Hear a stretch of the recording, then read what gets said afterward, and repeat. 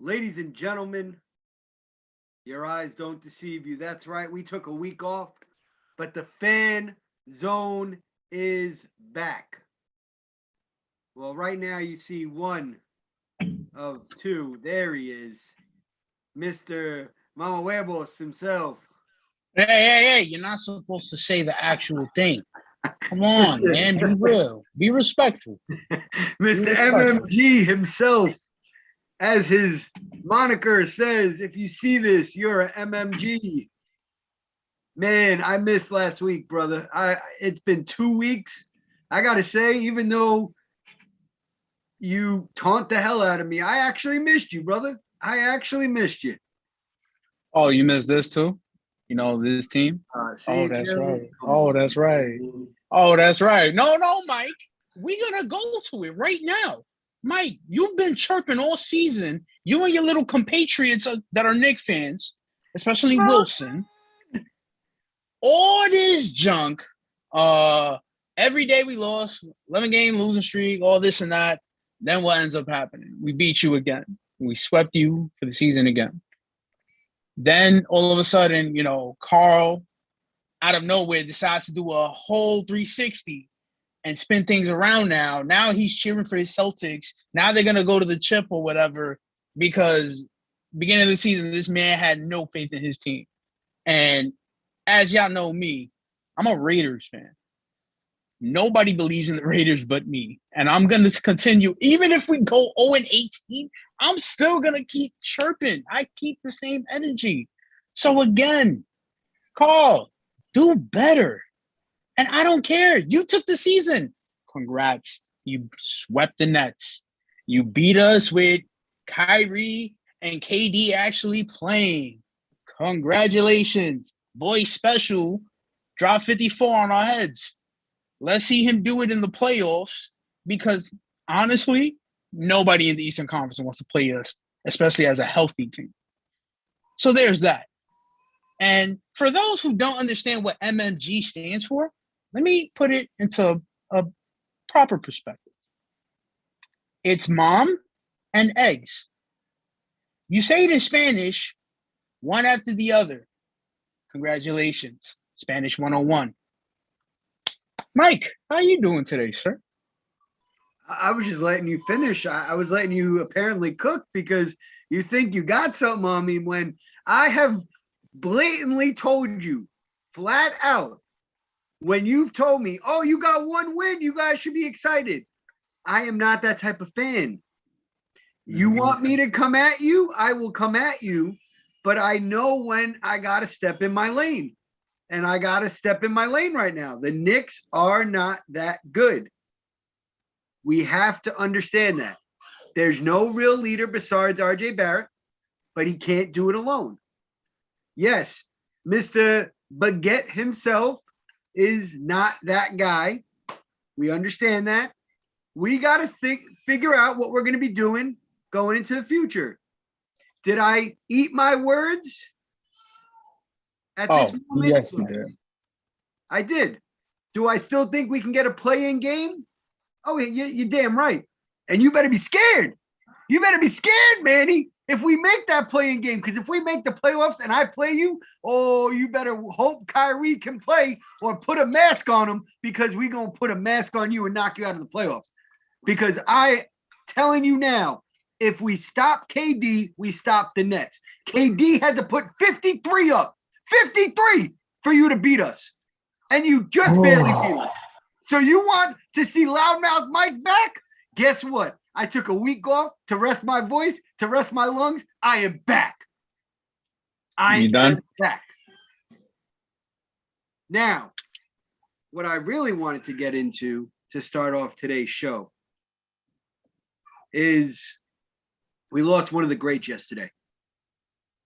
Yes, we did. We lost one of our greats yesterday. And if you have not heard yet, WWE Hall of Famer Scott Hall passed away last night. He was taken off life support. And Razor Ramon. Razor Ramon. Razor Ramon. That's how I remember him. And now he is sleeping in peace. I have to tell you, this one hurt hard. This one hit me hard because this man has had a lot of struggles in his life. You know, he struggled immensely, but he was able to still overcome that. Shout out to Diamond Dallas Page for putting him on the straight and narrow. He's done it to Jake the Snake. He's done it to others. DDP yoga, man. Yeah. And what sucks is it took a surgery and a blood clot and 3 heart attacks. And unfortunately, we lost a great. Today's show is in honor of Razor Ramon. We dedicate today's show to him. Manny, what was your favorite Razor Ramon moment? Hey, yo. Hey, yo. I like it. Toothpick thrown to your face. Nobody tells me what to do. I'm the bad guy. Just know that. This man, this moniker, his promos, all that, you know, and I may hate a specific individual because of Carl, but he had one of the best matches ever with HBK. Oh my God, SummerSlam 95? I believe that's the year. I actually one of the best matches I ever watched as a kid, man. It was great, man. So, you know, I mean, but obviously everybody knows him as NWO all day. Like, I've seen a bunch of people post videos of when the dude threw a bottle or a beer at him, hit him on the top of the head. My man went like this, had a little curl over his head, and he's like, he's here. You're not gonna stop him, that man. And he was a giant. I'm not gonna lie, man. Scott Hall was great, and he hit you with the razor's edge, bro. It was over for y'all. But yeah, man, it sucks, you know. And shout out to I believe Hulk Hogan actually posted, you know, a tribute for him at his bar or whatever. And Kevin Nash wrote some dope stuff. You know, him and Kevin Nash are brothers. You know how that goes. Triple H, HBK, you know, that whole little clique. You know, wrestling's a brotherhood, you know, just like the NBA, baseball, all that other stuff. So, you know, it's rough. I mean, obviously, when a great like him passes away, you know, it kind of hurts because it hurts your childhood. It's like, damn, as we're at that age, you know, where a lot of the people that had influence in our life are passing away, getting sick, getting older. So, you know, it's kind of like you're losing your childhood. But the thing is, you have to keep your memories. So, you know, shout out to, you know, Razor Ramon, Scott Hall, you know, condolences to his family, to the fans. You know, this one hurt everybody, regardless if you WWE or AEW. If you're just a fan of wrestling in general, you know who the hell Scott Hall is. So, you know, shout out to him. And thanks for the memories, I could say. So I'm gonna go off script for a second here, Manny. You know, you had brought up to me in our chat, and this is breaking the fourth wall. You know, our group chat that we discuss what we're going to talk about, topics and everything. And you brought up a really important topic, and you brought up a good segment or a good opportunity to discuss something, and that was in regards to what is the biggest athlete's death or, you know, tragedy that had the most impact on you. And I thought about it. And before I let you jump into yours, if you don't mind, I'm going to jump into mine. And of course. The one that actually hurt me the most, because I watched it live on pay-per-view, was Owen Hart when he fell from the rooftop and hit his head off the turnbuckle. To me, that one, and yes, you know, obviously, I'm staying in the wrestling theme, right? Because I obviously, if we go by athlete, Kobe Bryant, that one hit me the most. Just how quickly and how tragic that was, and just out of nowhere. But Owen Hart, unfortunately, WWE didn't know how to book him. They put him into this slapstick routine, flying from the ground, flying from the ceiling, coming down. He has a cape on and everything. That wasn't Owen Hart. That wasn't the Hart Foundation. They were just trying to find a way to keep Owen Hart relevant. And with that, all of a sudden you lose a life. And it hit me hard because I was sitting there watching it, and I remember them just stopping everything. And they were like, well, we'll come back, and they were showing clips and stuff like that. But a lot of wrestlers have passed away that we all watched. Vader, Umaga, Yokozuna, all these guys. But I think that one killed me the most inside, because I was like, holy crap. I was just rooting for this guy. I was just watching him, and now he's gone so quickly and so young. He's only in his 30s. It was the Blue Blazer. Yeah. Thank you. Blue Blazer. There you go. So who was yours? It's tough, actually. First of all, I got to shout out Jose, because me and him in the chat, we were talking about, Jose Fernandez, former Miami stud, starting pitcher. Unfortunately, he passed away in the boat and everything like that. Me and him were discussing it, and obviously that's one. Mm-hmm. Obviously, a lot of people were affected by it when Kobe passed, because it just caught everybody by shock. So, we're not going to go with that one. But for me, it's more like Jose Fernandez is one, and when Yordan Ventura. When a player from the motherland passes away, like when you hear about athletes going back to the motherland and having their fun, they're living their life during the off season, with no, they're living, because again, they're human, they're young, they're getting these $1 million contracts, and they deserve them at the end of the day, because they work so hard to get into their profession. So when they get these contracts and stuff, it's a beautiful thing to see them do it. But you also have to be careful, be mindful of, like, you come back to the motherland, you do the charity thing, you help out the people from where you grew up in. You're giving back to the community. You're doing all this. And it's beautiful work. But you also when you live out there, when you're there for a couple months or so during the off season, you unwind.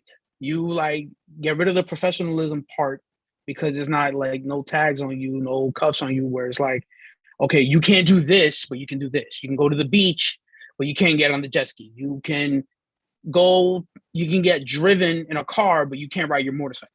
Like there's no limits for them. And obviously sometimes they forget that. Again, I'm not telling them they can't do whatever. They can live their life, do it.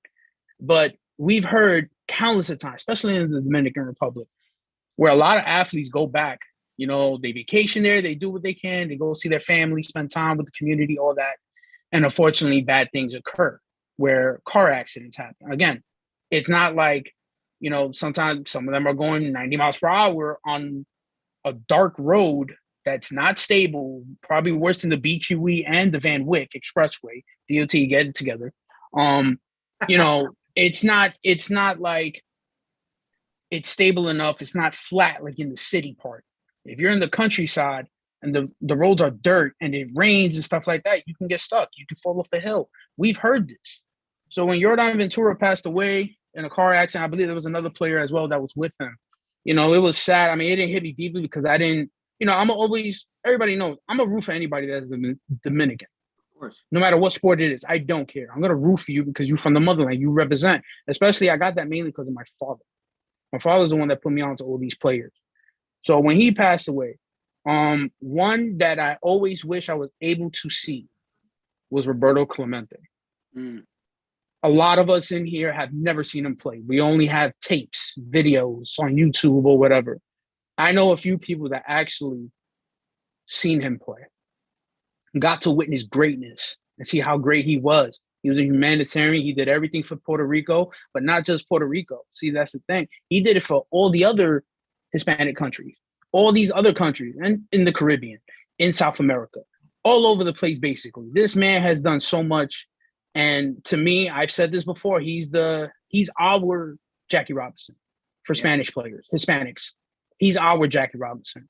We appreciate everything Jackie Robinson has done for us.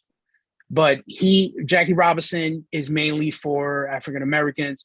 He's for that, obviously for minorities as well, because he opened the doors for us as well. But when we go by figure, we go by Clemente. So when Jose Fernandez passed away, unfortunately, in the boat accident, it sucked. I mean, I was a little bit more pissed off when, they broke down exactly what happened, how there was drugs on the boat and everything like that.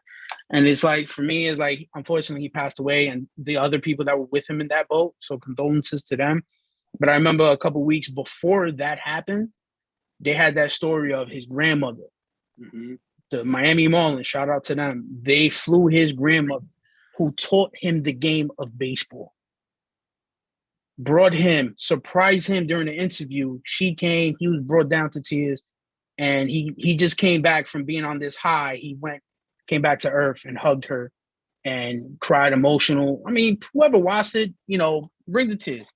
So for me, it's, when a lot of these players pass away, obviously when Kobe passed, it hurt everybody. It shocked the entire world. It wasn't just us. It was the entire world was affected when Kobe passed. And the legacy that a lot of Kobe diehard fans and family of Kobe, they carry on his legacy at the end of the day.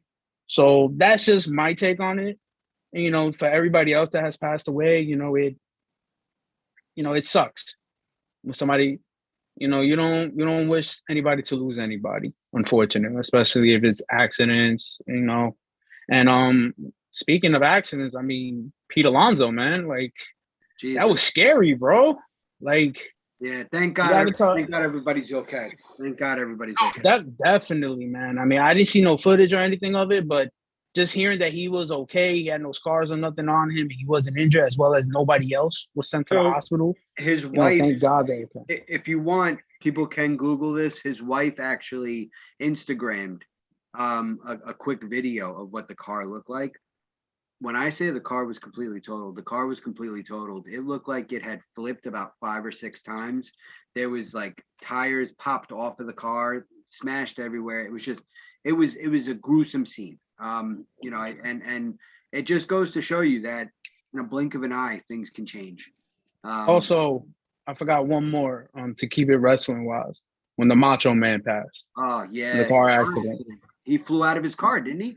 He went right through the into a tree and everything. He had a heart attack, so it sucked. So rest in peace, Macho Man as well. I know he's over there welcoming him in. Oh man, that Royal Rumble up there has to be amazing with Roddy Piper, Andre the Giant, Warrior, Andre the Giant, all these guys, Yokozuna. Like, I can only imagine the type of wrestling matches that they're getting. Eddie Guerrero, Chris Benoit. I don't care what happened with that. Yeah. I'm going to bring him up. His name will be brought up. I don't like how people shut out his name because we don't know. We don't know what really happened. His name will always be brought up. Eddie Guerrero, all of them, But I want to get into our actual, topics today. I appreciate everybody giving us the opportunity to give that tribute to Razor Ramon and also be able to give you more of a humanistic side of myself and MMG himself over there, Manny, to really kind of give you guys the idea that we're fans at the end of the day, right? We like to shit talk. We like to call people out. We like to throw the hands, but at the end of the day, we're fans. And these events really affect us. Shout out to Eddie in the comments. He said, when D. Gordon hit that home run for Jose Fernandez, that was one that brought me to tears. And the way he just broke down when he got to the dugout. Yeah. And his entire team embraced him. Just that just still gives me chills today. So I appreciate you, Eddie, for bringing that up. That was a big moment. But going to some good, I think, and we'll get into that. there's been a lot going on in sports in the last 2 weeks. If we had come on last week, we would have been able to break to you that Russell Wilson had been traded to the Denver Broncos for half of their team, essentially, because it seemed like they just kept giving players. They were like, oh, you want this guy? Yeah, take this guy, and then take this guy. It was like, when you play rummy, and it's like, I don't want that card, I don't want that card, I don't want that card, to see what you get back. That's what it seemed like the trade was. But I actually want to get your take.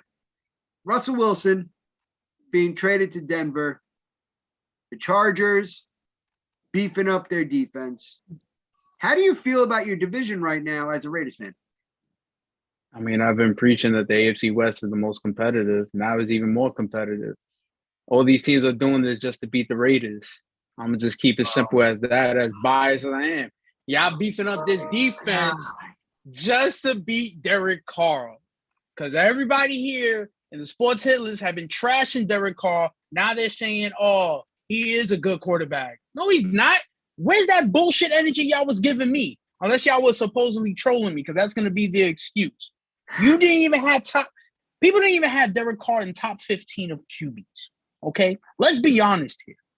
Okay? Now, all of a sudden, and let me be frank here, nobody hated the Raiders until they found out I was a Raider fan. Let's put that into perspective.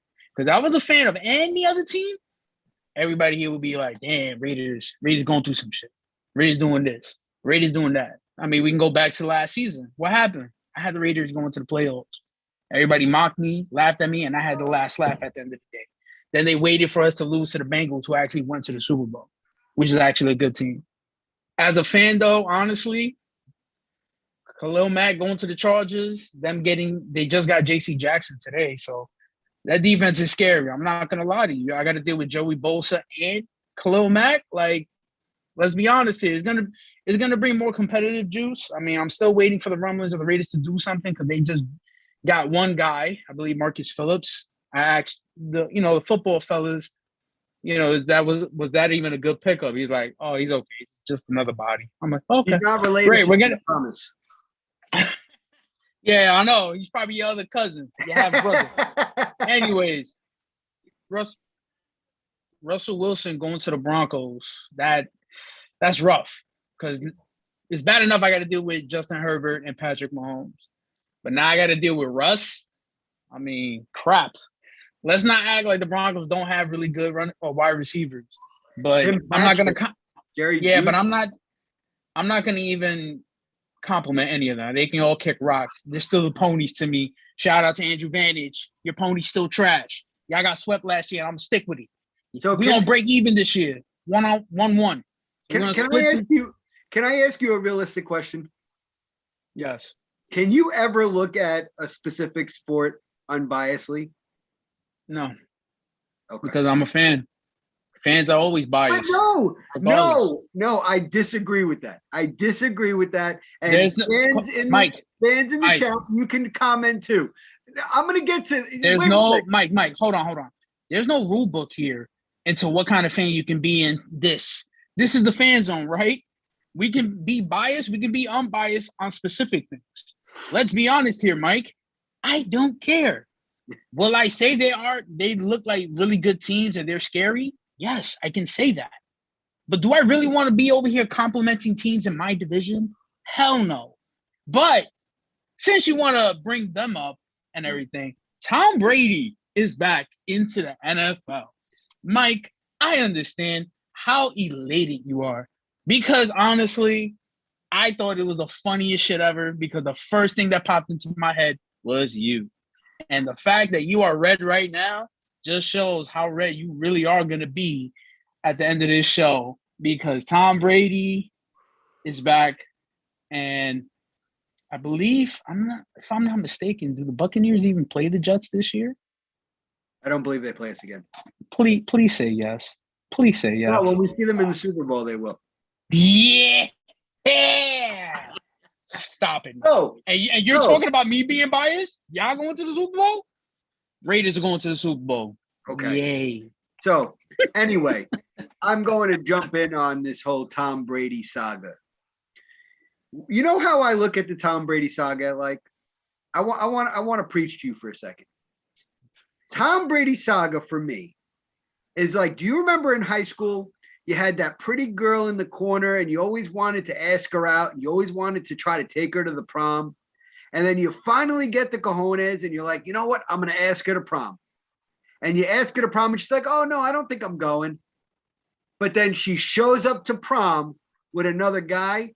Well, that's how I felt when Tom Brady was retired and I thought I was done getting to have to see that ugly, smug look on his face week in and week out.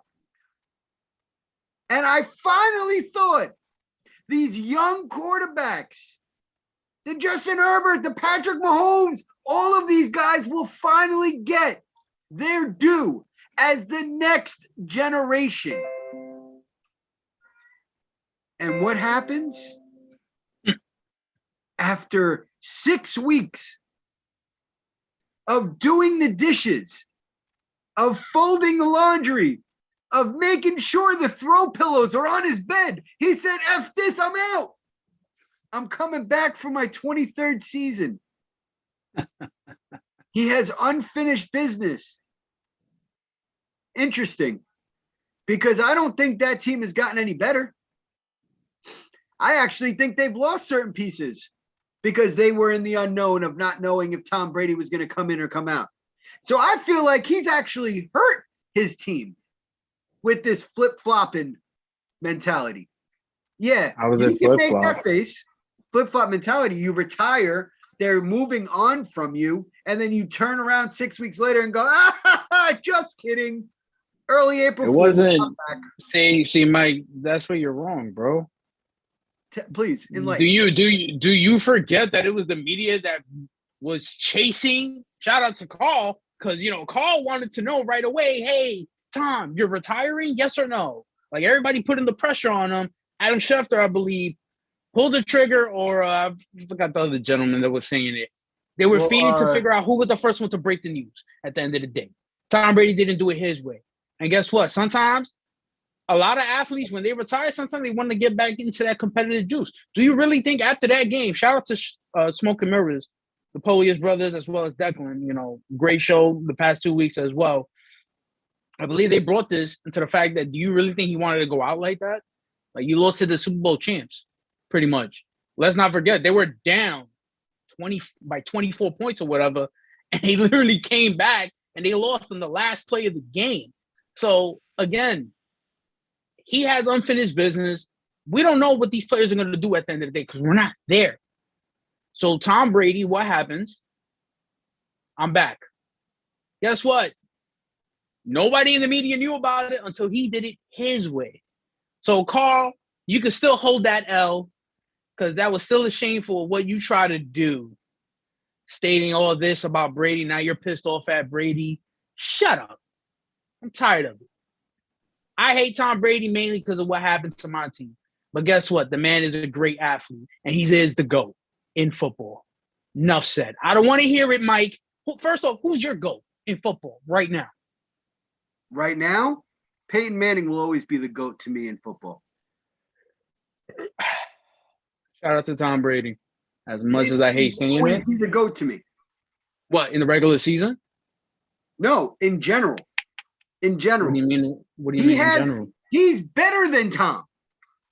Okay. He's better than Tom. He is. He's better in the pocket than Tom. What are you talking about? He could be the greatest in the pocket. Okay. Does he win? That's the thing. Does he win, Mike? Does he win? Does Peyton Manning win? Hold on. Mike, does Peyton Manning win? When he needed to, he did. Okay. What happened? Oh, yeah, really? What happened in the Super Bowl against the Seahawks when he had one of the best defenses in the league?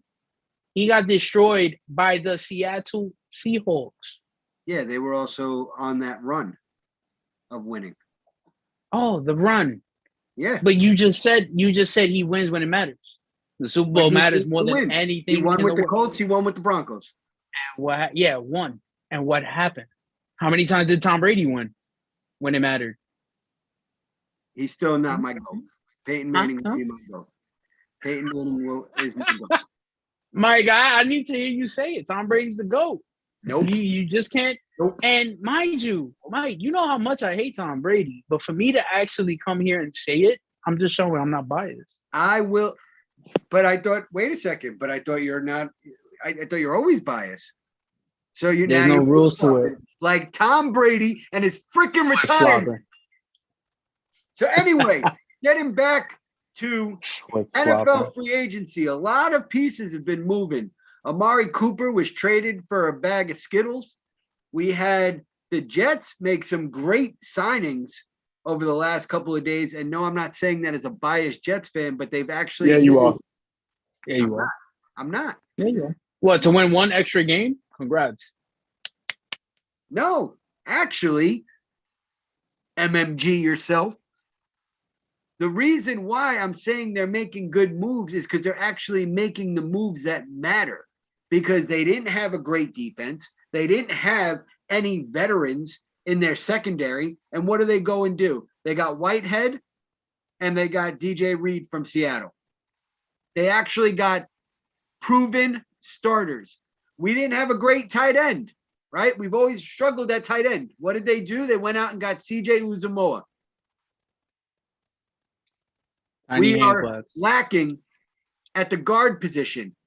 They went out and threw money so that they could get the guy from the 49ers. Okay. Because we needed to do those moves. So that's why I think we're doing a great free agency. When you finally sign somebody besides my second cousin, let me know. Let me know, because the only moves you made is an extension to Max Crosby and my second cousin who plays in the backyard. Well deserved. It is. I didn't say it wasn't, but that's the only two moves you made. And you think you're going to be able to. I love the fact. First off, I love the fact that Max Crosby got his flowers, because now people actually put respect on his name. I don't want to hear any of this other crap. Shout out to him, and for 2 years being sober. Shout out to you, Max Crosby. We appreciate you. And I might get your jersey this year. I'm thinking about it. So, Mike, continue, please, because, again, I'm still waiting. But you know what? Shout out to the roster. You know, Paul, Travis, Travis's billboard, whiteboard, whatever you want to call it. I'm waiting for the whiteboard. Guy thinks he's John Madden all of a sudden. Rest in peace, Jake. But shout out to them, because I'm looking forward to what's going on. And I'm actually pique their brain out and see what the Raiders can do to actually be legit contenders in that division, because it's going to be tough. But if we somehow make the playoffs, actually, no, not somehow. When we make the playoffs, I expect more apologies from a bunch of you MMGs. So like my name says, if you see this, you're an MMG. Well, we'll have to see over the next couple of days, and it'll be interesting to see how everything pans out with free agency. What's even more interesting, though, is the amount of quarterbacks that have been moving. A lot of quarterbacks in starting positions, but a lot of quarterbacks as backups. Trubisky will be the starter, I believe, in Pittsburgh. You have Tyrod Taylor that just moved on to the Giants. He's going to be back. To be a backup. Danny Pennies, as I like to call him. So we'll see how that goes. Maybe he can, Danny Pennies, as I will definitely call him until he can prove himself, has some legs on him. So it'll be interesting on how, if they bring in Taylor, in that 1-2 combo, kind of like a college backup scenario, use him in the Wildcat. I want to see how they might use Taylor in those type of situations, or if they're just going to use him as a straight backup, as that veteran voice to be able to kind of guide Danny Pennies towards the next direction. But we'll see what happens. There's talks that Joe Flacco might come back to the Jets. So we'll see how that goes. Just as a veteran presence, we need the veteran presence. Listen, I'm okay with that. The man just needs to retire, honestly. But he wouldn't be playing. He wouldn't be playing. We just need him as a veteran. We need him as a veteran, hopefully guiding, Zach Wilson the right way. We'll see what happens. But NFL free agency is not the only thing that's been going on. What about Cap? Huh? What about Kaepernick? You think he gets a shot? I saw his moves. No, Mo. I saw his moves, and I saw the way he performed. As Scott Hall would say, "Hey yo, hey yo, hey yo." I think he still got it, man. I still think he's got it. You know, shout out to Alonso in the chat. He's been ripping into me left and right, telling me to stop it, telling me I'm silly, and I appreciate it. Listen, I appreciate it. Listen, I appreciate you viewing. And he also says, and I hope he's not talking about me. He just gives a garbage can. So I'm hoping he's talking about Cap being trash. I hope I'm not trash. I mean, I listen, I know I can't play any sport, but at least as a co-host, I'm pretty good. But I hope he's not considering me trash. But listen, I need to see Deshaun Watson actually play again and be moved for the fact of anything else to happen for Kaepernick to even get a shot. Watson is in that tunnel of ambiguity that Kaepernick was in, right? They keep saying that they're going to trade him. They keep saying that they're going to give him what he wants and nothing. He gets nothing. So until I see Watson actually on the field again, actually performing, then I can give you a legitimate answer on whether or not Kaepernick will be able to play again. Do I think it's going to happen? Absolutely not. You know my reason why. You know why I think that? Oh, and I apologize, Alonso. Alonso was talking about Joe Flacco. Yes, we know he's trash. I understand that. I'm just saying I need the veteran voice, not the actual performance. Sometimes that kind of veteran you don't need. But with Kaepernick, what it comes down to is we still have the old white ideology as owners. So I don't know. And we're still seeing it. Look, Brian Flores, right, with that situation. So I still don't think because of the way he's giving his opinion still, and I'm not saying he should shut up and play. I'm not giving that any type of mentality, but I think that's why ownerships are saying they will not take that chance on Kaepernick, whether he still has skill or not. So do I see him playing? Absolutely not. But I wasn't getting into Kaepernick. I was getting into the MLB is back. It's about time. Didn't see last week, if you've been living under a rock for the last week or the last 90 days, the MLB was in a lockout. But we said freedom has come, and we broke down those chains, and we are getting opening day in early April. April 7th. We have had an amazing array of moves in the past few days. Manny, how are you feeling about these moves? And how are you feeling about the moves the Yankees are making or haven't made yet? We've made it. What are you talking, Mike? Do you not watch Smoke and Mirrors? No, I do. Then you would know about the move that the Yankees did. Josh what are we doing here? I know about Josh Donaldson. I want your opinion. You're a Yankee fan. I'll give my Mets opinion. You'll give your Yankee opinion. I was throwing you an alley, and you missed the shot. No, the way you were talking, you had to elaborate more, Mike. Because be better. That's the only move they've made. What else have they done? What else have they done? How many? Utility man. You even made a joke about it. How many days? You think things happen overnight just like that? Do I like the move? Bye-bye, Gary. You're not even Dominican. Cut it out. He's Puerto Rican. All right, Eddie, you finally got one. Anyways, good riddance to him. You know, obviously losing Urshela. To me, I liked Urshela. But, you know, shout out to the Smoke and Mirrors yesterday and Andrew Kahn, MLB Marathon. Definitely check them out on Twitter. They've been keeping me on the alerts. Literally, I get the tweets every day of all these moves. So IKF and getting Josh Donaldson as well as that catcher. We got better defensively, I guess, in 3 parts, you can say. I like it, but again, I can like the move. But again, I still don't see anything else. Like you alluded to it. No other moves have been made. We still don't have another starting pitcher. The rotation is still looking like we're just relying on, 2009, where we just rolled the coattails of CC Sabathia and expect everybody else to do that. So now we expect Garrett Cole to do it. So my issue with that is I still don't see us going to the World Series. So right now, I don't. Good. And you're the curse. That's fine. Because I'm the curse? Carl, shut up with this curse crap. First of all, yo, I got literally like 2 minutes, yo. I'm literally about to drive. I'm not even supposed to be in my. You guys know the rule about car and Zooms, and I'm literally breaking the rules of the creative director. Speak on it. Speak on it, sir. Speak on Tuesday. So I'm gonna jump in for a second. What we're actually gonna do is we're gonna take a pause from the MLB talk. We asked our EP Carl Kalange to come on because of our segment that we have today, and Manny and I are gonna host that segment in a second. But we wanted to get Carl's opinion on.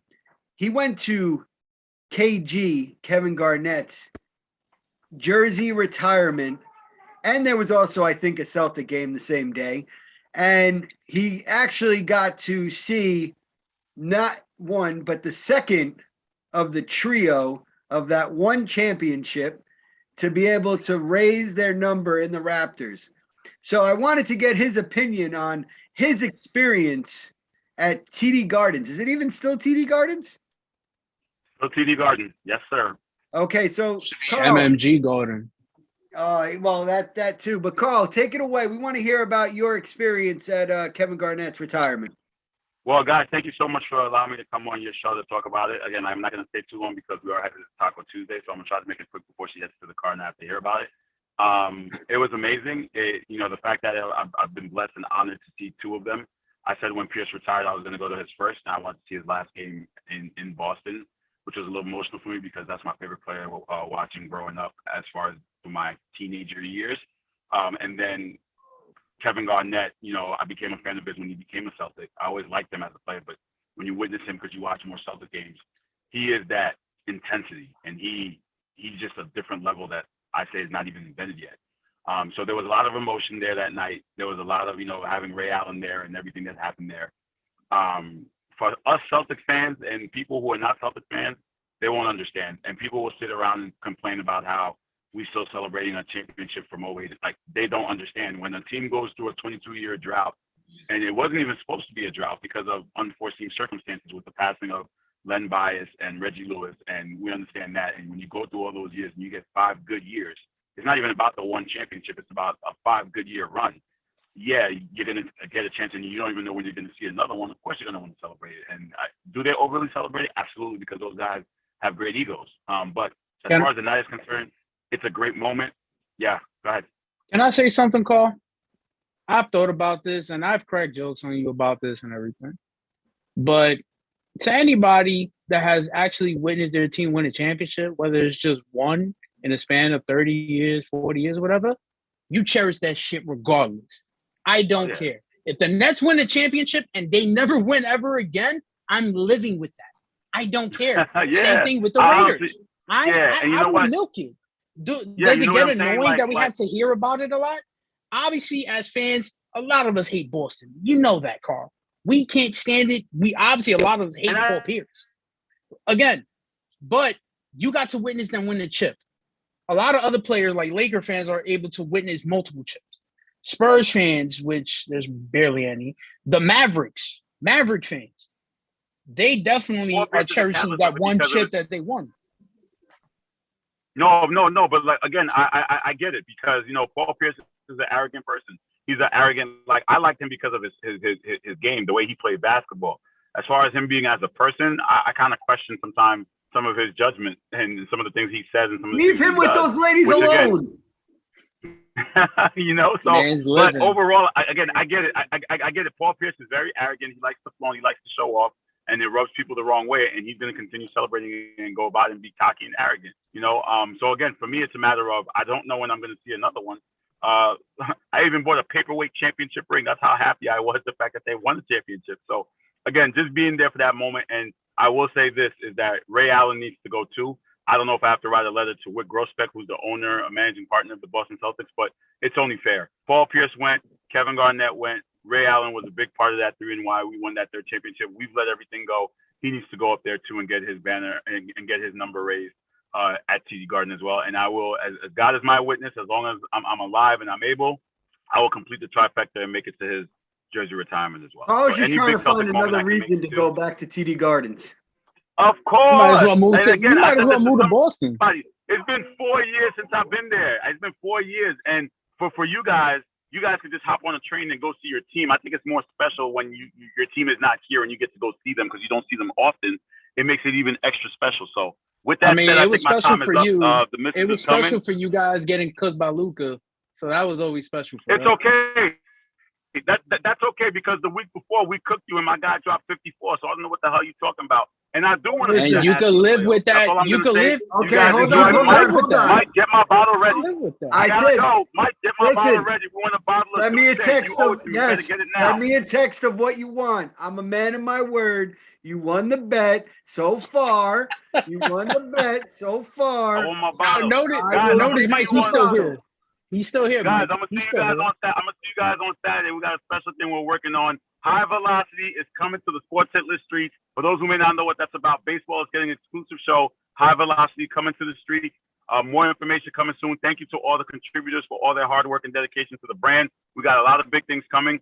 Master Joe documentary, June 3rd. Mark your calendars in Bayside. Pull up and come watch.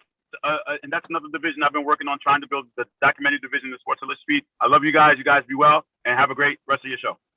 Enjoy Taco Tuesday at Taco Bell. Of course.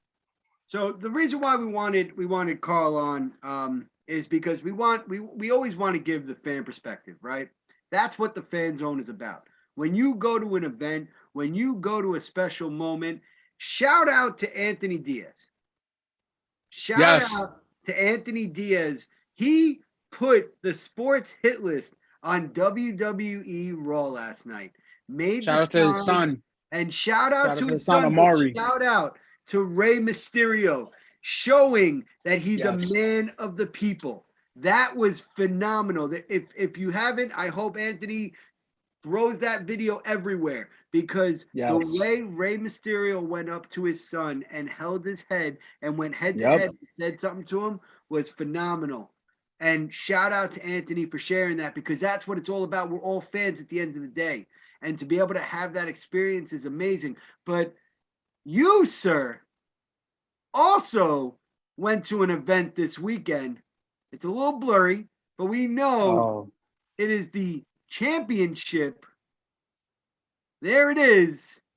NYCFC, the 2021 champs. You went to their home opener, yes or no? Yes, I did. And they cooked. Scored 2 straight goals right in front of me. I sent the footage. Let me tell you.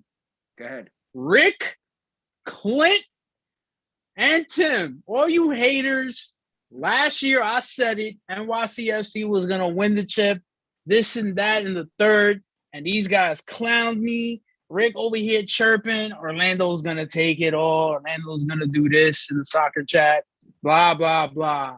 You know, shout out to them, though. They're doing great things, and they're setting things up for the big time. But NYCFC smoked Montreal 4-1. It was beautiful. It was cold for many of you. Unfortunately for me, I actually know how to endure the cold, and I had a great time. I got to watch my man Castellanos take up on that offense. Shout out to every single one of those players. It was beautiful just seeing the trophy from that close. It was like, damn. It was beautiful. I loved the way the fans reacted. Shout out to the hooligans on the other side, always with the smoke and the banners. They're always lit. If y'all go to a game in Yankee Stadium, try to buy tickets in the bleachers where those fans are because that's where you get to live the actual experience. So shout out to NYCFC for raising that banner. And I had a great time. I loved it, you know, and shout out to Eddie. You know, he the go for what he did. So that's the only thing I'll ever say nice to him. So that's it. Well, I will say, listen, I've been to an NYCFC. I was actually at their first ever home opener. And the way that crowd is. And then I've also been to the Derby. I've been to the Red Bull versus NYCFC games. And you want to talk about throwing hands, Manny? You go in front of the four line, and there's a circle of fans, and they just put a Red Bull fan versus NYCFC fan, and they throw them hands. It is a different mentality altogether, and I love that we have soccer in New York.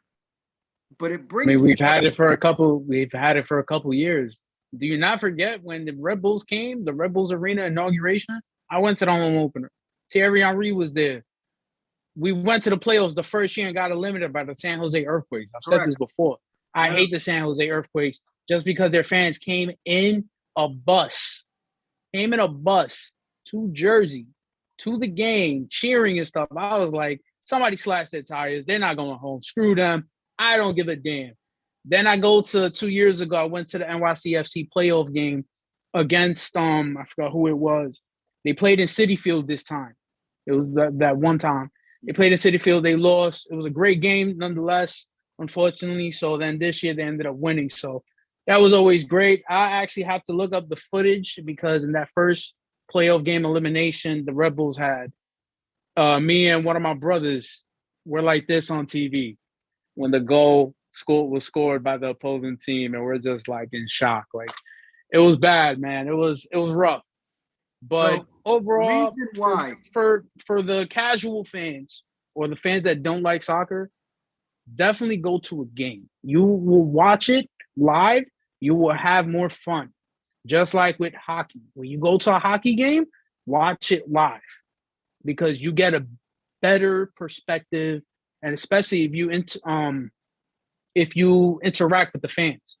That's what it's really about, is the experience that you have. Whether your team wins or loses, it's still a great thing nonetheless.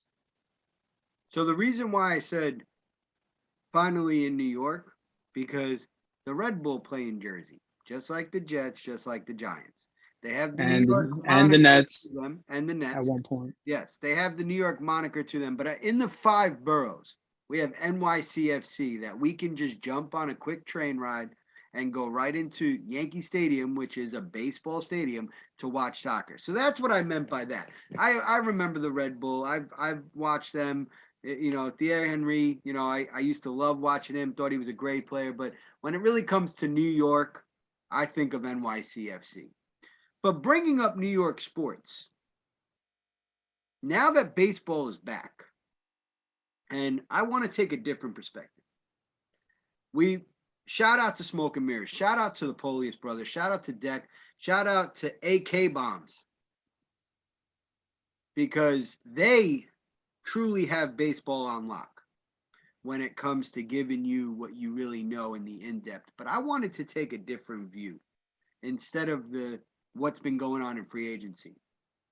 As a fan, I am upset at what's going on with these rules and mandates that have been going on.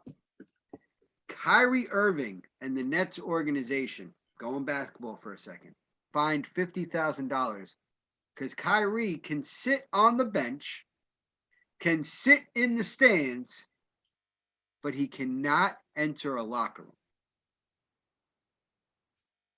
It is so nonsensical that it's laughable what is going on right now with these New York mandates. And now, MLB says, well, even though it's outdoors, the New York Mets and Yankees have to follow suit too. So if anybody's unvaccinated, they just don't play at home. Are you kidding me? We have gotten to the stage where kids don't wear masks anymore. None of us wear masks anymore. But we still are going by whether or not people can play vaccinated or unvaccinated. But the fans that sit 30 feet away from the players can be unvaccinated. How does any of this make sense?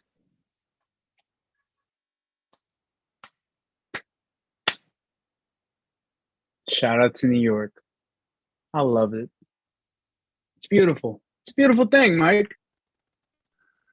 You know, I hope Well, apparently they can't due to the HIPAA law, but it would be beautiful to hear some star players actually come out and say that they're not vaxxed or they're not going to get vaxxed.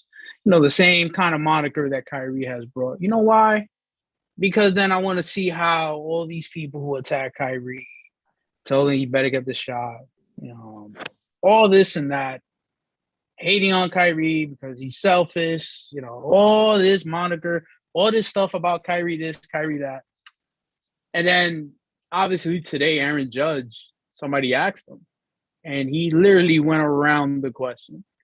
So that comes to the like a speculation right there, like Aaron Rock. Imagine Aaron Judge not being vaxxed, doesn't want to get the vaccine, can't play in New York, in Citi Field or Yankee Stadium, but he can play everywhere else. What's going to happen? Are they going to finally switch it up for him? Because, you know, it's the Yankees. Or what about the Mets? Jacob deGrom or Max Scherzer? We just paid all that money to Scherzer, and he goes, "I don't want the vaccine." What about Lindor? What happened if Lindor's not vaxxed? You know, like a star player. I'm not talking about mediocre role players. Mm-hmm. I'm talking about star players because Kyrie is a star player. So if somehow it comes out that a star player on the Mets or the Yankees or both are not vaxxed, are we gonna give them the same energy that we gave Kyrie? The answer is no. They're not. They're not gonna do it. Just saying. So I love it. Let it continue to happen. And my thoughts on the Nets being fined $50K. Congrats, you got fined $50,000. Adam Silver, amazing job you're doing with the NBA. Love it. Hope that $50,000 goes to charity and to those who need it more than anything. You know, that's all I care about. It's fun. Mike, it's fun. I love it. It's not fun because you know why? Because I want to give you a perspective. My daughter's 5 years old, right? She had to wear a mask for obviously pre-K and now kindergarten. But every time she went out to recess amongst the kids, she was allowed to take her mask off because it was outdoors. But now all of a sudden, baseball players in a sport where maybe you're in close proximity to the catcher, the first baseman, if you get on base. But besides that, you want to talk about a 6-foot mandate. How about like Mike, a 30-foot mandate between people? Mike, what happened last year? Wasn't the mandate occurring from last year? Yeah. Okay. Didn't we have a lot of athletes play? Did Kyrie even play last year in the Barclays? He might have. Regardless of when and all that stuff, he played in the Barclays. Yeah. Wasn't a problem before. Vaccine. Then they came up with the rules in the beginning of the NBA season. That's fine. It's okay. Aaron Judge, whatever other players played until what, September, October, like they played all of last year in Yankee Stadium, in Citi Field, and they still got paid.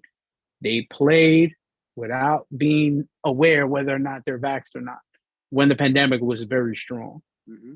That's all I can say, Mike, because I can't really speak on this. The hypocrisy, I know, and I understand that. And I respect you. Listen, I respect you more and more for how you feel and how you can or can't say certain things, and I respect that. And I'm not saying it to goat you into anything or to pull anything. No. It's all right. You know what it is? I'm gonna leave it. I'm gonna leave it at this, Mike. I'll speak. I'm gonna leave it. No, Mike. I'm gonna leave it like this. Shout out to Mayor Adams. He's doing a phenomenal job. He's doing great for New York City. That's all I can say at the end of the day. So you can speak your truth. I just spoke mine.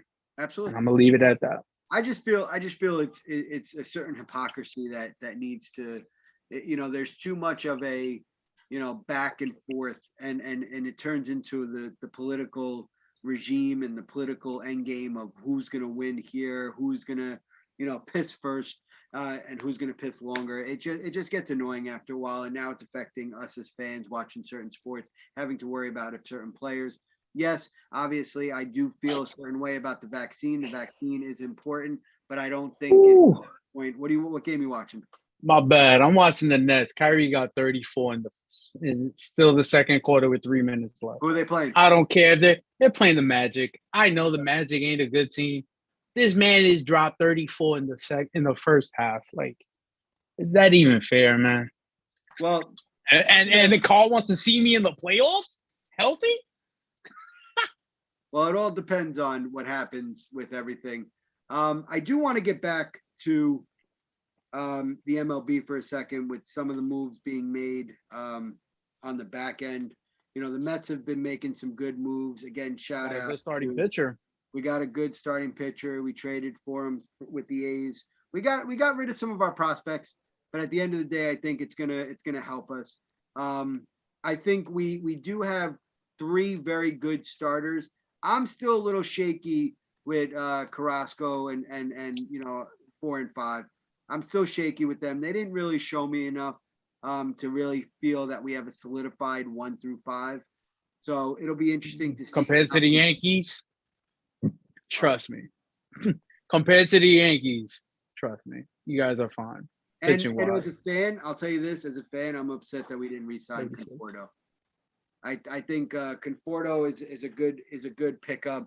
Didn't you get this outfielder? I forgot his name. Is it Jorge Soler or it was somebody you guys got? We got Soler. We did sign Soler. But the problem is that we could have still used Conforto, especially with the DH position. I think he had a good. I mean, y'all not done yet. So there's talks that we could be going after Kyler. We could be going against Kyle Schwarber. So we'll see how that goes as a possible DH option. There's a couple of different talks going on, but there's talks with everybody. I'm getting a little sick of this Freddie Freeman sweepstakes. I rather. Come on, man. Come on. Don't do that. The only person that has every right to is Cam. Shout out to Cam. But he's not coming back. He's not coming back to the play. To be honest with you, if I was a Braves fan, Cam should be elated. He should be happy. I told him this before, like, you got to see Freddie Freeman play his career pretty much and bring you guys a ring. Think about it. His last at-bat was a home run. They won the championship last year. And also, mind you, with Acuna being gone. Right. Let's not forget about that. Yep. Acuna was gone. And shout out to the GM, the front office of the Braves, for picking up all these players to help them get this ring. Yep. I wish the Yankees can take notes on that. Brian Cashman, I'm talking to you. Okay. The Steinbrenners, I'm talking to you too. Don't make me go over there and get a hologram of your pops, have them yell at you. Anyway, I got to tell you, Olsen is a big pickup for the Braves. Man, Olsen was great for them. I saw a stat that automatically the Braves with Freddie Freeman, they were projected at like 92.3 wins. They get over 100 wins. Matt Olsen, it was automatically over 95 wins. So it automatically showed that they were a better team with Olsen. I'm just happy as a Mets fan that Freddie Freeman is not necessarily in the NL right now. I don't know if he goes to the Dodgers, but he's not. He's not in the Mike, NL East. You got to deal with Matt Olsen now. And Acuna's coming back. Did you not see his video? Listen, Acuna is coming back. Until Olsen shows me something against the Mets, I can't say he's a Mets killer. Freddie Freeman, Chipper Jones, they were all Mets killers. I saw it live. I saw it live. When Chipper Jones names his child Shea after Shea Stadium. Greatest. That was the greatest move. One of the biggest heel moves out there. And it still irks me to today. And Andres just let us know Kyrie's got 39 already in the first half. And the quarter's not over yet. You look like you're about to drop 50 again. With that, I just wanted to end off with a quick segment for you. I wanted to ask your opinion. There's been a lot of video going out back and forth, and it seems like it's more Lakers related. And it's the the players starting to chirp back at the fans more and more, right? You got Trevor Ariza, I believe it was. You got Carmelo Anthony, LeBron, Russell Westbrook, all going at fans recently. Now, as fans, I know for me, I'm one of the biggest hecklers out there. I have heckled the opposing team at every game I've went to the point where Jeff Francoeur, ex-Met, was on the Kansas City Royals playing in the outfield. I was sitting behind him at a Yankee game. And I didn't care who won because I wasn't rooting for Yankees or the Royals. Let me find out you're a Yankee fan on the low, Mike. Shut your mouth. Shut your mouth and know your role. Hey, you. Listen, with that, though, I knew that Jeff Francoeur, inside of his batting gloves, used to always put verses to Bible verses, right? So I used to quote him on those Bible verses and heckle him. You know what he did? He turned around and saluted me, because that's what the game is all about. Now you have the Lakers, who maybe because of the way they've been playing are chirping back at fans, getting fans removed from the stands for simple things like someone calling Russell Westbrook Russell Westbrick. Are they wrong in saying that? The man can't make a shot. I mean, again, we may have seen it as just calling him Westbrook. If you call him Westbrook, you got to take that, bro. Like, there's no. I like Westbrook, but my man, the way you shoot sometimes, it's rough. And let's not act like we didn't come at Ben Simmons for literally the exact same thing. Right. That man has probably heard way more stuff worse, especially from Philly fans. Let's not forget about that. But Laker fans are pissed. Let's be honest here. Because you think about it. When they've had star players, their star players win them multiple championships. Let's not act like we haven't seen this in the past. When LeBron came, he got him one with AD, you know. I don't care. It was people say it was the bubble chip, whatever. They won, regardless. We count it. It's on the record. It's a win. They won the championship that year. That's it. Ja, cut the crap. And Kyrie got 40 right now. So, are Laker fans pissed? They have every right to be mad, honestly. Let's not forget that Pelinka had the opportunity to get Buddy Hield, to get these other players, to get DeMar DeRozan, who's killing, with the Bulls this year, putting up, looking like an MVP top. I think he's top 3 in voting, top 4. I don't know. Y'all could correct me. Whatever. He's top 5, you could say, in MVP voting, I can say, and well-deserved. But the Laker fans can be pissed off, and they have every right to. Because, again, they get blown out. Last night, they were going to smoke by 30.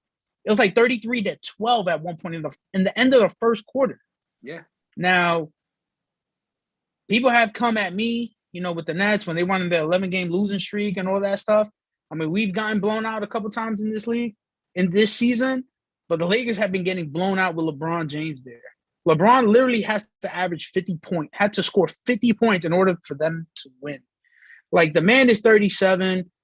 Again, LeBron is probably going to love this, especially Eddie, but LeBron is great. I'm not going to crap on him, but let's not forget, if I'm not mistaken, wasn't it him and AD that gave Westbrook the go-ahead? Like, yo, get Westbrook. They get Westbrook. What happens? Shout out to Ray Jarvis from the Gray Area and the Rap Roundtable. Check them out. I believe he came out with a video just talking about this the beginning of the season. Speaking on this whole thing with Westbrook doesn't fit with the team and all that stuff. They didn't need to get him. If you would have got Buddy Hield and even a DeMar DeRozan, I feel like that Laker team will be fighting for like the top 4 spot or whatever. We don't know. But again, it sucks. It sucks. And honestly, if I was a Laker fan, again, I'll speak. Laker fans have their opinions or whatever, but they have every right to be mad and furious. Obviously, you're yelling at LeBron. You're yelling at Melo. You're yelling at Westbrook. That's all fine. Y'all can say whatever y'all want, to an extent. Okay. Now, Westbrook, yeah, everybody calling him Westbrook. We see the memes. We see him on Shaq and the Fool. We see all that, and we laugh at it, whatever. But we do that with a lot of players, not just him. But the fact that people were actually threatening his family for no, like, why? We stated this multiple times in the fan zone when we first started this show. There's a specific line you don't cross. Don't mention the man's family. It's like us growing up in school and stuff, and it's like, oh, your mama jokes. And it's like, oh, your mama did this for me. And it's like, whoa, settle down. Leave the moms at home. Leave the moms working or at home. Like, don't disrespect the mom. Nobody wants to disrespect your mother at the end of the day. But you actually have people threatening his family, his kids, his wife. Like, are you serious? At the end of the day, it's his job to play. He worked his way up. He's won an MVP. We get it. The system that he's in right now with the Lakers doesn't work. So, obviously, he's probably going to get traded. But let's not forget, I believe he's from LA. So, he's playing for the home crowd. It's tough for him because how many players can say that they play for their home team, their hometown team that they grew up loving, and they're just getting booed by all the fans? And again, the fans are correct in booing the Lakers, not just Westbrook. Booing the Lakers because they're losing, they're getting destroyed every time, and they got LeBron James doing everything pretty much. He's doing what he can. I mean, he was getting frustrated last night. If you notice, there was a point where nobody was getting the board, and he banged the ball 3 times on the floor, bounced it. He was pissed off. I get it. I will be frustrated too if I'm over here wasting whatever stuff I have left in the tank. You understand? And obviously, the reports of he's waiting for his son to come so he can play with him. It'll be a good thing. It'll be dope because we never seen it in baseball, Ken Griffey and his pops playing. So, again, fans as fans, you can come at Westbrook, you can come at everybody else, but to an extent, just don't toe over that line. Don't be a habitual line stepper. R.I.P. Charlie Murphy. Just that one line, don't step over that line. Yeah, it's really not needed. At the end of the day, it's really not needed. I often battle with a conundrum here, though, because fans are loyal to a certain degree. Fans are emotional to a certain degree. You have it between both of us, the emotional aspect, the loyalty to our teams, whether win or lose. That's all great and good, but a fan should also be able to speak their mind to a certain degree. Of course. What I have a conundrum with this, and it seems like I go back and forth with this, is when the player feels they have the authority to say, because you're making fun of me, the nana poo-poo, mentality, I'm gonna get you kicked out, right? And it's like, oh, he pulled my hair, or he tried to give me a wedgie, and then all right, he's out. Instead of understanding that there is that frustration. And this is not everybody that's coming in now or everybody that's been hearing some of this segment. This has nothing to do with the Lakers as a team. This is more Laker players have been more vocal with the fans over the past couple of weeks. But we've seen it with other teams. We've seen it with other players.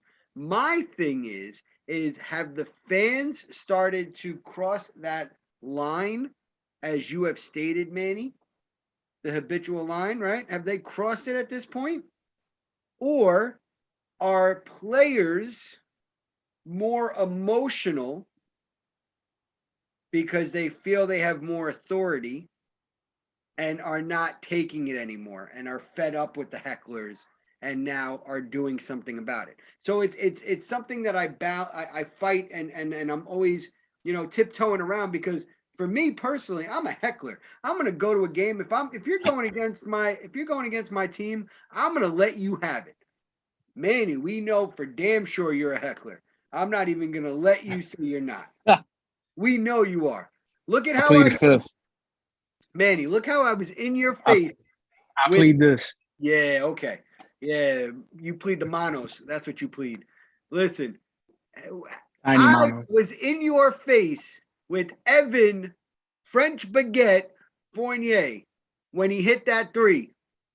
And I had to eat my words. Oh, it was lovely. All about heckling. And that I is still have that also picture. a part of the game. I know you It have was that. beautiful. I've It was seen that beautiful, Mike. picture. Let's I've seen cherish those that pictures moment real. rotating. Let's cherish that moment really quick. It was spectacular. Just because the entire time throughout the entire game, you kept running your mouth the entire time, screaming it. You sat directly next to me, screaming in my ear. You surrounded me by a bunch of Knicks fans, and everybody in our crowd was going crazy because there's not really any Net fans around. We know that. We know the real deal. Shout out to the Brooklyn Brigade. But other than that, it's hilarious. Now, this whole thing about him being called Westbrook, bro, nobody's coming just because they're calling you Westbrook. Really, dude? You're breaking shots. You're building houses on the court. Settle down if that's the case. Like, shut them. If you want to shut them up, guess what? Make your shots. Make some shots. Exactly. Again, we're not expecting Westbrook to be this 3-point Steph Curry-esque player. No, we're not. But again, hit a mid-range. That's it. If you could play in the NBA, if you can have a mid-range, like shout out to my bros Ray and Richard Carlo, Ray Rodriguez and Richard Carlo, always in the chat and stuff like that. We've said this before multiple times, where it's like, and I know definitely a lot of people in Sports Illustrated. Imagine Ben Simmons with an actual mid-range, not a 3-point shot, a mid-range. He'd probably be one of the best players on the court automatically. That's it. You don't need a 3-point shot to be the greatest. Like, yo, get a mid-range. That's it. A consistent. Look at DeMar DeRozan. The man can hit an occasional 3-pointer, but he's literally lethal from mid-range. And shout out to the Kings for smoking the Bulls last night. Right now, that one's for you. Shout out to Rick Etienne, coming in hot on his take. He says the fans have absolutely crossed the line and the players have to flex their power as a defense. Players can't ever retaliate no matter what. Their only escape mechanism is to get the fans tossed. So when they get to that point, they're going to flex their only muscle. So I do 1,000%. No, Rick is right. Rick is definitely right. Absolutely. But again, it goes back to what I said. We weren't there. We didn't hear exactly what the fans said. Right. Because obviously, of course, people are going to record and everything like that. But he must have, the dude that got kicked out because of LeBron, he probably said some disrespectful crap. Mm-hmm. You know that. The fans do say a lot of disrespectful things. Now, if you just saying Westbrook the entire game and he gets fed up and somehow he gets you and you just say Westbrook the whole time, you don't say nothing else. You don't say nothing disrespectful about his family, his kids, nothing. You just call him Westbrook and he gets mad and he gets you tossed. That's ridiculous. But if you say something No, but the thing is that fan probably says some other stuff. Again, Mike, we don't have the recording. We weren't there. We don't have we only have a little bit of what he said. It's similar to I believe there was footage at the Philly game. Yep. You remember Kyrie going back with the fan because the fan was saying some stuff and he said grow up because he was coming at Ben Simmons and stuff like that. Again, Philly fans were irate about Ben Simmons because of the whole situation. That's fine. They can, it's Philly, bro. Let's be honest here. It's like almost like Boston. Worst fan base around is in Philly. They can do that all they want. It's fine. Honestly, it's okay. They said, we know for a fact, and whoever was at that game, I hope you can give us some type of light of what was being said because we know for a fact there was stuff that could not be recorded. You know that for a fact. They were saying some wild stuff at Ben Simmons. Obviously, probably the most disrespectful stuff that Westbrook never probably heard of. But at the end of the day, there's a specific line you don't cross. You don't cross the line. Don't threaten the man's family, let alone his wife, his kids. Don't even threaten him because you know for a fact you're not going to go up to the athlete and be like, yo, you soft. You ain't about that life. Blah, blah, this, that, and the third. And then you're going to do this. Like, you're not. Okay? I tell everybody you can cast the monos, but let's be honest here. That's just my gimmick. Whatever. You can say whatever you want about it. I don't care. I sent you the and Greg with the, what is it, the tiny monos and everything? They are tiny. Yeah, let's see those things. First off, let's see how tiny it is when it's come up close and personal. All right, Greg, I'll see you soon. But don't forget your little comments yesterday. But, Mike closes. Oh, what's up? You know what time it is. Oh, My favorite time of the week. Manos. That's right. Los Manos. Not saying El Manos. What's wrong with you? I swear, between you and Greg, when y'all speak Spanish, kill me, man. Kill me.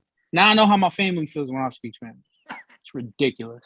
So I'm gonna let you go last, and I'm gonna jump in with my hands of the week. And I gotta say, before I go into my hands of the week, it feels fucking great to be back. Oh, it feels great to be back right next to you, man. It really does. It feels great interacting with the fans and everybody viewing. We appreciate the support. We appreciate the love. Listen, mental health is a very important thing. And sometimes it's okay to say that the day is just not your day. And I'm going to be totally honest with you guys. Last Tuesday was just not my day. Not going to talk about it, but I'm just going to say last Tuesday just wasn't my day. And to be able to put on a true show for you guys, to put on a great show for my co-host Manny, to give him the opportunity to put up great work, I couldn't do it to you guys. I couldn't go on and not just be myself. So I appreciate everybody understanding. I appreciate the love that we got last week. People shouting us out, wondering why the fan zone wasn't on. We are back. We are better than ever. I got my brother, Los Manos, right next to me, ready to go. I almost did it again. Glad you're here, though, brother. Glad you're here. But it's good to be here, and it's good to be back. And so my hands of the week go to go to the mandate. Go to this New York mandate. I'm sick and tired of it because it's ruining sports. We finally got MLB back, but now there's an asterisk again, right? We got MLB with the chains were broken, and then all of a sudden, oh, wait. Before you get any further, we got another asterisk for you about possible players not being vaccinated and not playing. And it's just like, enough is enough, right? Listen, we've moved on. You don't hear about COVID anymore in the media. You don't hear about it on the news anymore. But all of a sudden, we're still following this little mandate. And I feel like it's a certain control that they're trying to put. And I'm not with it. I'm not with it. I want full capacity back. And I mean full capacity, players as well. I want Kyrie back in Brooklyn. I want to see what it means for Kyrie, KD, and Ben Simmons to actually play together. Because when they get cooked, I can say, ha, ha, ha, Manny, it still didn't happen. But that's Stop capping, Mike. Manny, who are your Los Manos of the week? Hands of the week. First off, I want to shout out to you. Last week I thought about it. I'm like, you know what? At the end of the day, we're all human. Sometimes we think we're Icarus. And then sometimes we get thrown down to the bottom because we got too close to the sun. But we get back up. Everybody has adversity. It's not easy. Some people go through things regardless, whether you're married, you're single, you have kids, you're there for your family. At the end of the day, everybody in sports is family, and, I'm glad you're doing better. I'm glad you're back this week. I'm glad we're all back to normal here. So shout out to you. Want to shout out Smoke and Mirrors. You can catch them on Mondays, 7:15 with Greg Polius, Stephen Polius, and Declan Krogman, with occasional appearances from Andrew Kahn. Shout out to him. Tuesdays, you have Loyal to the E. Shout out to Carl. Shout out to Mike. Little sketchy segment today, Mike. A little tough. That promo was a little tough. I'm rooting for Mike, though. I'm rooting for Mike. Too. I know. I feel like he'll make up for it next week. So keep your head up, brother. We all have our times. I want to see him with an elbow off the ladder. That's what I want to see happen at this point. Yeah, shout out to you, Mike. Keep your head up. Don't worry, brother. Next week you'll get him. Shout out to you guys. You can catch them at 4:00 on Tuesdays. And shout out to Ryan Forte and the other fellas doing great things with Chirp and Chat. Getting more knowledgeable with hockey. They can definitely, for the casual fans, I highly recommend it. They actually teach you about the game. They give you your thoughts. Shout out to them because they're Ranger fans, so that's even better. So shout out to the Rangers. Islanders suck. Chuck and Carl and whoever else. But and then you can catch us every Tuesday, 7:00. And shout out to Sports Mania, 4:00 on Wednesdays with Andres and Jordan. The dynamic between Andres and Jordan is phenomenal. I have to give them their flowers. Kudos to them. They have been putting up some fire segments. So shout outs to them. They've been doing phenomenal work, and I'm always tuned in on Wednesday at 4. They've done some great work, and I can't wait to see how they continue that. Jordan with his Marshalls, Dallas Cowboys zip up, but that's besides the point. Hey, that man shops at professional places. Just put some respect on his name. Shout out to them. They're doing good. You can catch them on Wednesdays at 4:00. Also at 7:00, you can catch the fellas on the court, Carl, Ziggy, Womack, and Mike Miller. Shout out to them doing good things Wednesdays at 7:00. And then after AEW, you catch the Pro Wrestling Injection, you name, on Wednesdays at 10:00. Shout out to Zach, Christian, and Nick doing great things. Shout out to AEW. Always love to see them doing well. You think they're gonna clap tomorrow? Zach definitely got something. I hope I'm just saying, Mike from Loyal to the E, don't watch it, brother. Actually, no. Watch it and use it to fuel you for next Tuesday so you can go for the jugular. Okay? I look forward to that.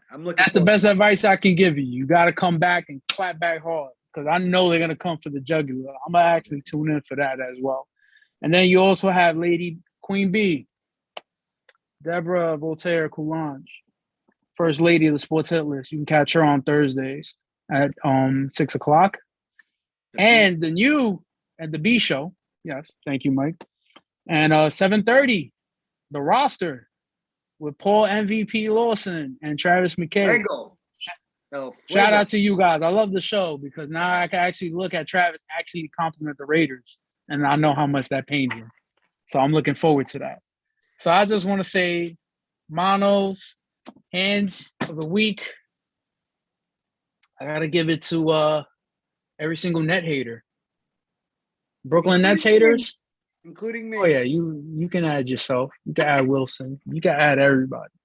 Y'all go cast these hands. That's all I'm going to say. I'm going to leave it at that because that's just how we do things.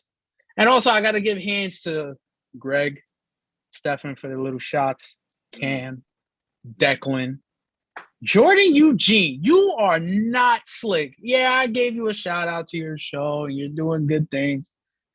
But don't act like I do not interact with you on your show on Wednesdays. Because when I do, I have my fun with it. And you can go ahead and clap back with the whole Cowboys Cowboys are better than the Raiders, and Raiders aren't doing anything. How's Randy Gregory doing? Oh, that's right. You didn't sign. He actually did a 360, gave y'all a big FU, and went to the Broncos. So now I got to deal with him again. And all this just to beat Derek Carr. I'm here for it. So y'all can all cast these hands, the tiny monos, whatever y'all like to say. I'm going to see some of y'all on Saturday. So again, shout out to everybody watching. We appreciate it. Shout out to Anthony and Amari for having an awesome time at WWE and showing that video footage. That once in a lifetime experience with WWE. Shout out to Rey Mysterio, his son. I believe they even had a picture of his son coming up and after the match and giving him a dap. So shout out to them. And, again, condolences to Scott Hall and condolences to his family. So rest in peace. Much love to everybody. And Kyrie going for the 80 tonight. And I leave you with this. Hey, yo. Scott Hall. Hey, yo. Sleep in peace. You will be missed. Thank you, fans.